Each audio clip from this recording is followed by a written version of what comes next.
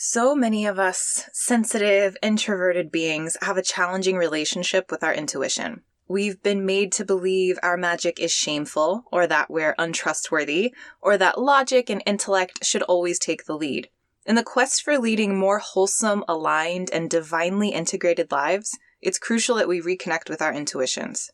On today's show, episode 37, I'm discussing the intuition and its importance, as well as ways to strengthen it, specifically through divination practices such as tarot, scrying, journeying, and more. Let's dive in. Hello, and welcome to another episode of Subtle Medicine, brought to you by InnerSpark.life by Devon Battaglia. This is the resource for the sensitive soul looking to reclaim their power and reconnect to their magic through remembering how to trust their bodies, align with nature and cosmic flow, leverage their subtle energies, and transmute trauma and pain into gifts and purpose. Get ready to dive into all things holistic healing, natural living, conscious relating, epic life-changing, and spirituality, all steeped in earth-based wisdom. I'm the show's producer, Mike, and now, here's your host, Devon. Hey, beloveds. Okay, so intuition, strengthening our intuition through divination practices. Trying something a little different with this episode. This is going to be a little kind of mini, quick lesson with very actionable things. And I would love for you at the end of this show to pick at least one, like 1 to 3, because I'm going to share some really juicy things with you. 1 to 3 of these divination practices and work with them. Work with them. If you're listening to this at this time, it's being recorded in the Northern Hemisphere in late autumn. And really working with our intuition at this time is so powerful. We're in the darkest time of the year. The veils are very thin. I know that's a very cliche, overused term, and it's very true. We're in this time of death. And so accessing that inner wisdom is so much easier. Accessing messages from the intangible, subtle realms is so much easier. Accessing messages from our ancestors who are not just the people that have come before us, but the ghosts of our former selves. Plants, minerals, the soil, the moonbeams, the seawater, the ocean, the sun rays, ocean, seawater. I really love the ocean, as you can tell. Anyways, we have access to these things way more easily. And our intuition is something that is very neglected, especially in our modern world where we tend to rely on being very action-oriented and acting out of logic and intellect and really praising those things over feeling and sensing and being embodied and receiving intuitive messages and receiving divine guidance. And as sensitive beings, we really have access to this part, and it's for a reason. We are the bridges between the tangible and the intangible. And so it's really up to us to strengthen that part, to not only find more wholeness and alignment and nourishment in our own lives, but to bring forth and ground in those codes and those messages so that we can share them with others through whatever means that looks like, whether it's in your business or whether it's in your family or you're a parent, whatever that looks like. We all have something to offer. So without further ado, actually, before that, if you're curious about the intuition and its relationship between the chakras, I really invite you, and I'll put it in the show notes, to go check out the series that we did on this show about the chakras, and specifically looking at the third eye and the crown, because that is our place of receiving from the cosmos, receiving divine insight and divine inspiration, as well as the episode where I talked about protecting your sovereignty and protecting your crown. All of that ties in very nicely. And on this episode, like I said, I'm getting into quick and practical and grounded and tangible ways that you can work with this part of you and strengthen it. So, first thing is to develop a practice of pausing and checking in with yourself before anything. Anything. Most of us habitually and reactively go about our days. We do things the same way because we're in a habit, right? Maybe we get in a rut of like eating the same things every day, or moving our bodies the same way every day, or not moving our bodies. We can kind of reactively go about things. Maybe you find yourselves having the same arguments with with your partners or with your children. And so it's just kind of like Groundhog Day, right? That's us habitually reacting. That's not us living from an intuitive and flowy place where we're meeting each moment with wonder and awe and with the newness that it truly brings us. And so pausing and checking before everything. And that can be as simple as just slowing your roll a little bit.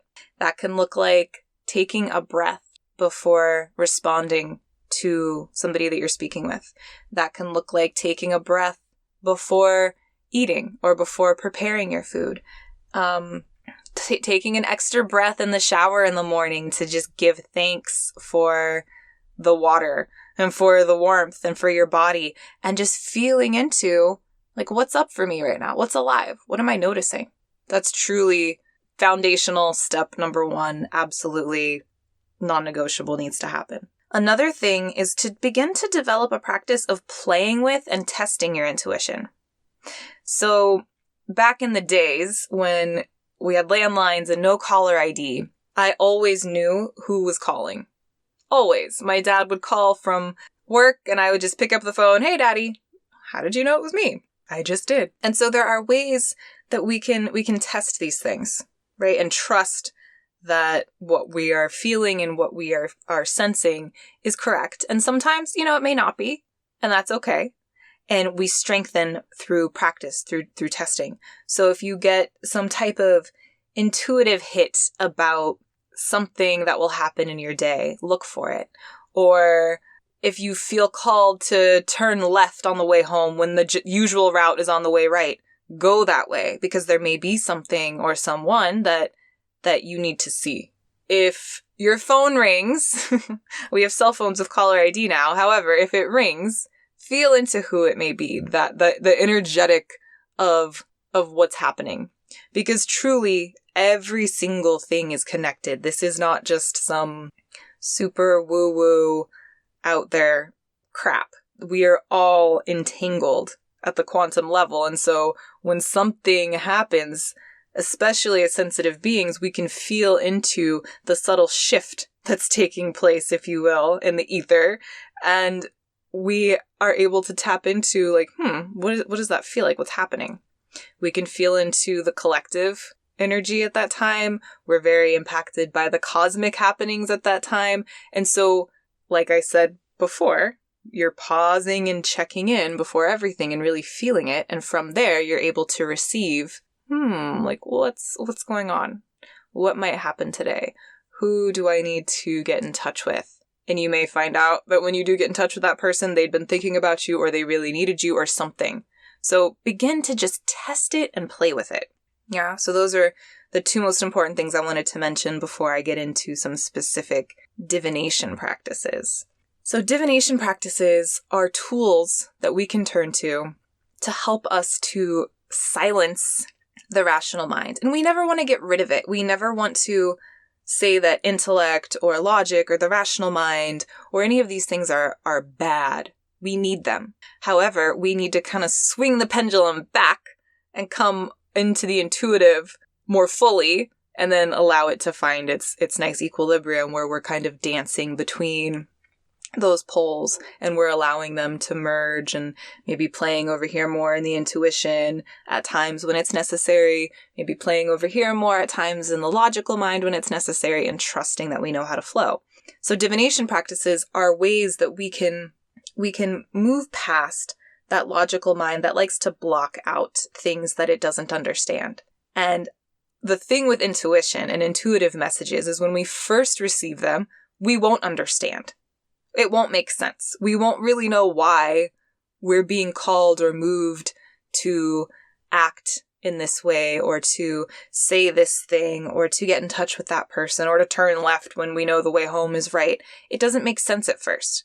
And so because it doesn't make sense, it can feel scary. The logical mind is like, no. Like, I don't know what's going to happen. I don't know if that's safe. I don't know the outcome to that. The other way, I've done countless times and I know the outcome. I can control it. It feels safe. It feels nice.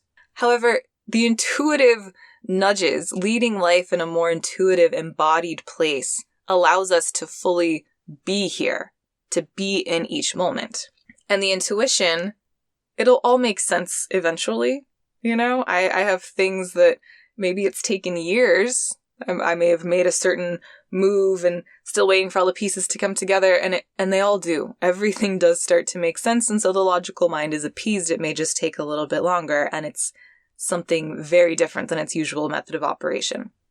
So with divination practices, you're accessing that part of you. You're flexing this intuitive muscle that is very atrophied because it's been neglected. And so just in the way that you run to strengthen your lungs and you lift weights to strengthen your muscles, this intuition needs strengthening. And that's what divination practices do. And so some of my favorite practices, I'm going to share a few with you. And again, I invite you to pick a couple and work with them. Tarot cards and oracle cards.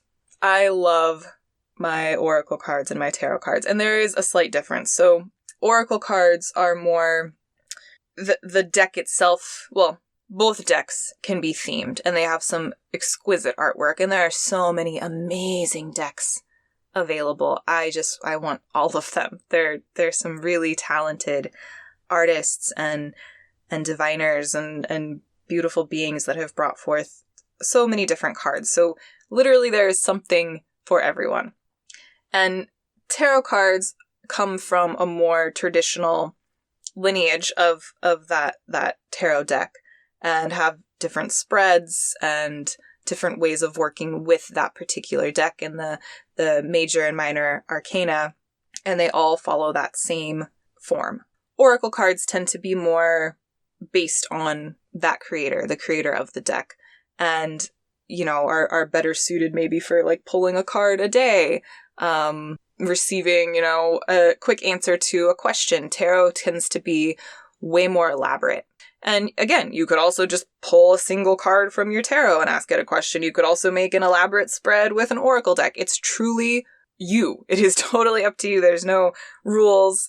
There's no, you know, whatever. And they're not dangerous. My goodness. I had a client once, and he had never been around any cards and came from a very, very religious background. And he had seen something that I had posted on social media with one of my cards. And he immediately sent me this message warning me about the evils of tarot and how it was going to suck me in to being open to evil in some portal. And I respected his views, obviously, and he's entitled to feel that way. I don't feel that way. And it kind of made me sad because that's just kind of the residual impact of this really oppressive, dogmatic, religious, patriarchal ruling that we've kind of all been under for thousands of years, where anything that is of a intangible, subtle, spirally, lunar, passive, transient, impermanent, feminine essence is completely shamed, ridiculed, denied, and ostracized and persecuted and made to look evil. And so the intuition totally falls into that. So many of us, you know, that muscle is atrophied, and also we may be downright scared, ashamed and downright scared of this power, of this kind of antenna and door within. And so we're afraid to look at it. So anything that is going to strengthen that all of a sudden becomes evil, right? Because they don't want us to be empowered and to feel into that and to know on a much deeper level, to have that direct gnosis and experience of the divinity within and of our connection to source, free from any other external permission or bridge, right? Spokesperson. So noticing with any of these divination practices, how it's not just tarot, but all of these that I'm going to mention really do have that underlying tone of like taboo, evil, dark, stay away. When really that's just a reflection of thousands and thousands of years of powers that be not wanting us to remember and know and claim and live from our sovereignty, which is fed and guided by our intuition, which is fed and guided by our connection to source. Period. So, tarot. Next one that I really love is scrying. scrying. Scrying. Like crying with an S at the beginning. Scrying. And scrying can be done in many different ways. So the act of scrying traditionally is done with a bowl of water. And you would have a black bowl. So really dark. You don't want to be able to see through it or to see to the bottom. Just kind of have it be black and fill it up to the rim. And so when you look into it, it's like you're looking into an abyss, a void, a womb, a tomb, just the place of no thing and the source of all things, right? So this great cosmic womb void. And you would look into the water and again, allowing your mind to clear and allowing any messages to come to you. So asking a specific question. And that's important as well before any of these, is asking a specific question, having a specific intention, and then proceeding with your chosen practice to receive an answer so that your focus and your energy is like very clear and the answers you are seeking are already here and you've just created the space for them to arise. So you look into the water and get very still, get very connected, very breathing, and allow those visions and those answers to come to you. And same thing before working with the cards. And when you're working with the cards, you would really allow it's the energetic frequency in the symbols and the art that's truly speaking to us. And that's another reason I love the expressive arts work that I do in embodiment practices with my clients so much, is because that's just another way of getting into the body and getting those messages. So scrying, like I said, you would do with a black bowl with water filled to the top. You can also scry with clouds. So being outside, laying on Mama Earth and looking up at the clouds, and same thing, just asking a question and allowing yourself to see and sense and feel and intuitively decipher the symbols and the pictures that you see in the clouds. Remember as little kids when we'd look up and, oh, look, an elephant, or look, a bug. It's the same thing now. And so you get to have the beautiful experience of, okay, I asked this question and I'm seeing that. And so what can I take from that? And allowing it to just unravel layer and layer and layer to get to the answer. Some other form of scrying that I enjoy, I have called Drywall Scrying. And I will look up, if I'm not outside, I'll look up at my ceiling and we have that kind of old school textured drywall ceiling. And I'll pick out little images and stuff in there as well. I've also done it with artwork. My brother and his partner makes some amazing abstract art pieces, and Innocence Art Studios, by the way. And I love looking at his. Mike and I spent like a good hour and a half the other day laying on the couch just, hey, do you see the wise anteater? Do you see that evil looking monkey looking in the lake? So allowing, again, these are ways to just receive what's already here. Your intuition's always talking to you at all times. And when you can quiet the logic, you can receive it more fully. So those are all different ways of scrying. And you can even come up with your own. I mean, reading tea leaves. Anything that you are drawing, receiving some type of sense from, some type of collective vision or answers. Keeping track of your dreams is also an excellent way to strengthen your intuition and to divine. Keeping a dream journal, setting intentions and asking questions of your subconscious and of your guides before you go to sleep every night. And again, it may not reveal itself right away. So that night, you may not remember any dreams, or you may remember just a bit, but working with it, giving yourself a good cycle. You can work with a moon cycle. So from full moon to full moon, new moon to new moon, however you prefer, however feels most resonant to live with the lunar cycles. And so just pick a cycle and really keep track of your dreams. I have a dream journal next to my bed, and every morning I jot down things in it. And then we can go back and look and see how the threads are coming together. Another way is through journeying.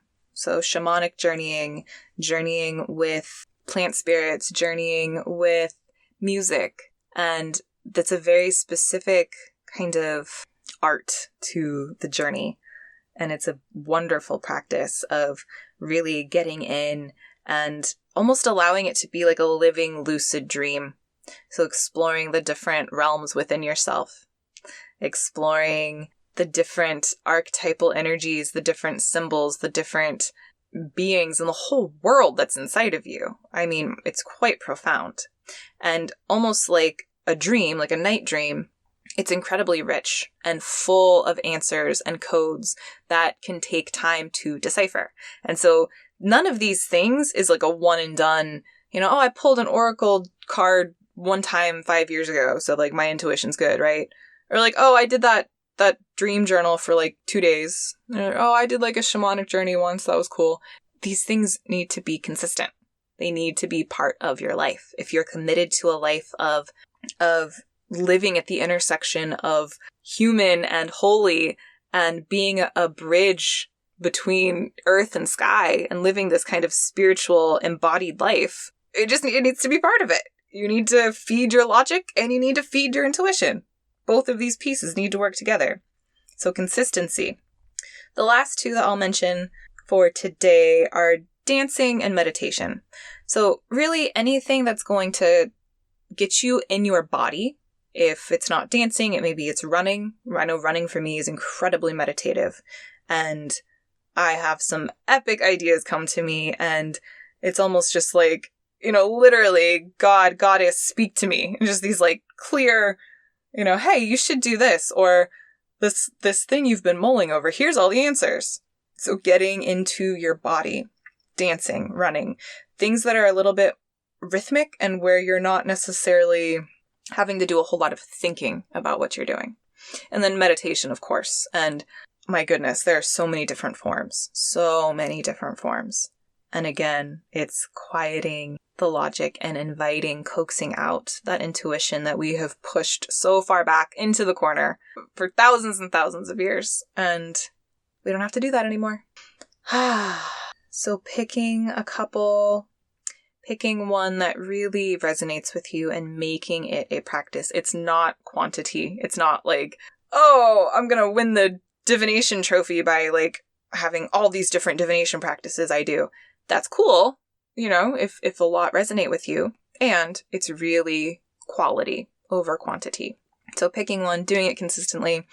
If you'd like to activate this part of you a little bit more fully, InnerSpark's flower essence line is available in the apothecary at our website, innerspark.life/apothecary, and a really amazing essence to help with the intuition and specifically activating our soul's divine blueprint so that we are really plugged into the bigger picture, if you will, of like why we chose to be here and to receive the guidance for our path and for our steps. That would be butterfly pea essence for sure. So I would love to invite you to check that out and offer that up. And that's what I got today.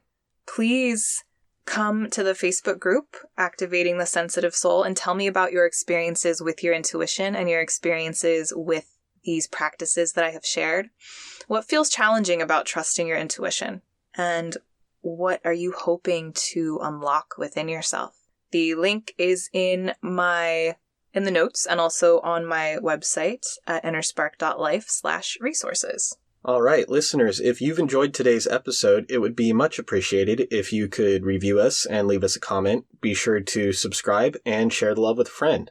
Also, don't forget that there's a listener survey you can take. We love your feedback. The link is in the show notes. My highest passion is guiding sensitive, introverted, intuitive beings in the reclamation and activation of their soul's blueprint so they can offer their gifts in a world that desperately needs them. I guide sensitive, introverted beings in embracing their inner spiral essence through repairing their inner structure.